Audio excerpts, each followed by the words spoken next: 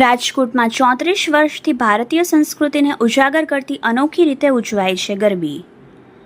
માતાજીના નવલા નોરતાનો પ્રારંભ થઈ ચૂક્યો છે, ત્યારે પ્રાચીન અર્વાચીન સહિતની ગરબીઓ રમાઈ રહી છે. નવરાત્રિના પવિત્ર તહેવારમાં રાજકોટમાં પણ ઠેર ઠેર ડીજેના તાલે અને લાઇવ ઓર્કેસ્ટ્રા દ્વારા રાસ ગરબાનું આયોજન કરવામાં આવ્યું છે.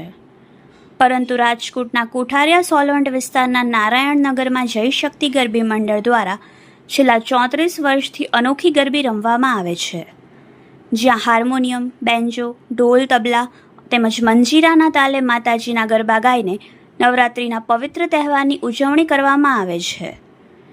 આદ્ય શક્તિના પર્વમાં જય શક્તિ ગરબી મંડળ દ્વારા આજના આધુનિક યુગમાં પણ ગરબીમાં પ્રાચીન ગરબા ધાર્મિક રીતે જ ચલાવવામાં આવે છે. આ ગરબી મંડળમાં નાની બાળાઓ દ્વારા રાસ ગરબા તેમજ નવદુર્ગામાં અને ખોડિયાર માતાજીનો રાસ રમવામાં આવે છે.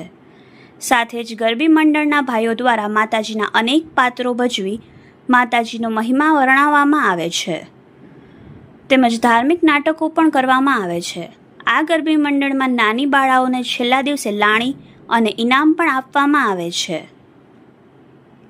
રાજકોટની ગૌરવરૂપ અને ભારતીય સંસ્કૃતિને ઉજાગર કરતી આ અનોખી ગરબીની નવાઈ એ છે કે આ ગરબી મંડળમાં કોઈ જ્ઞાતિ, જાતિ કે હિન્દુ મુસ્લિમ સમાજ વચ્ચે ભેદભાવ કરવામાં આવતો નથી. બધા સાથે મળીને આ ગરબીનું આયોજન કરે છે. જ્યારે હિન્દુનો તહેવાર હોય ત્યારે મુસ્લિમ લોકો પણ મદદરૂપ થાય છે, અને મુસ્લિમ લોકોનો તહેવાર હોય ત્યારે હિન્દુ લોકો મદદરૂપ થાય છે, અને હિન્દુ મુસ્લિમ સમાજ વચ્ચે ભાઈચારો જાળવી રાખે છે.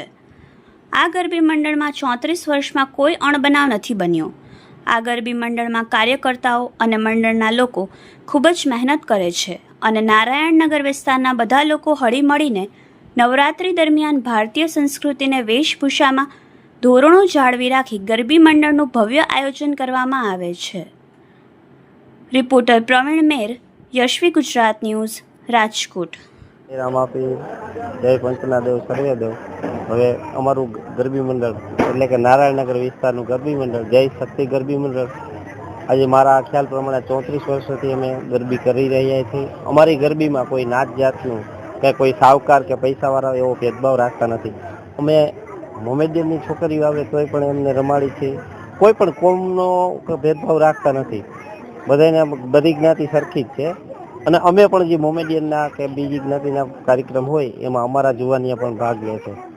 બીજું કે અમારી ગરબીમાં અત્યાર સુધીમાં કોઈ અણબનાવ નથી બન્યો, અને અમારી ગરબીમાં જે રાસ લેવાય છે એ આધુનિક એટલે કે જે જૂના રાસ છે, જૂનવાણી, એ પ્રમાણે અમારી ગરબીમાં કાંઈ ડિસ્કા કે કોઈ ફિલ્મી ઢબે જે ગરબા ગવાતા હોય એવા ગરબા ગવાતા નથી. અમારે જે સાંસ્કૃતિક છે એ જ ગરબા ગાવામાં આવે છે. ગરબીમાં કેટલીક 40 અમારી ગરબીમાં 40 છોકરી તો દર વર્ષે હોય જ છે. 40 થી વધારે હોય, ઓછી ના હોય.